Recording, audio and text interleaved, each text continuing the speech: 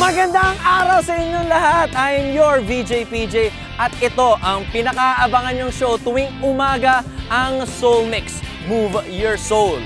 Nandito ako ngayon sa Clark, Pampanga para sa 15th Philippine International Hot Air Balloon Fiesta. Kaya't huwag kayong bibitiw dahil ipapakita namin sa inyo ang maraming bagay na lumilipad at pati ako mamaya ay lilipad na rin. So, stick around, stay tuned for Soul Mix!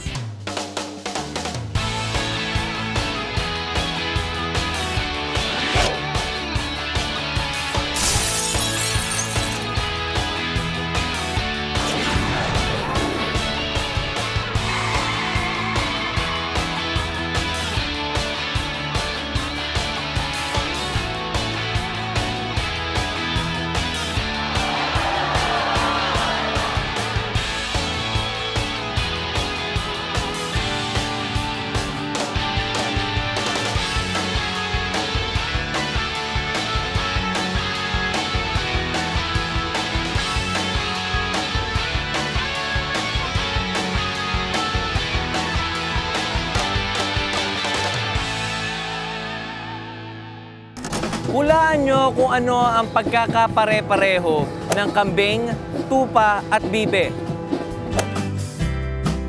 Sila ang mga naging unang pasahero ng kauna-unahang hot air balloon.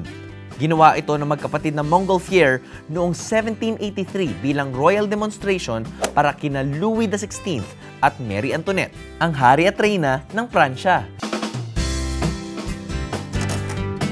Noong World War II naman, ginamit din ang hot air balloon para sa transportasyon at komunikasyon.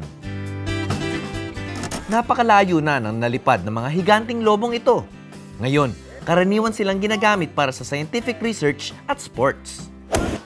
Alam nyo ba na ang usual hot air balloon ay may laki na 60,000 hanggang 140,000 cubic feet at ang kadalasang taas naman nila ay 60 feet hanggang 90 feet.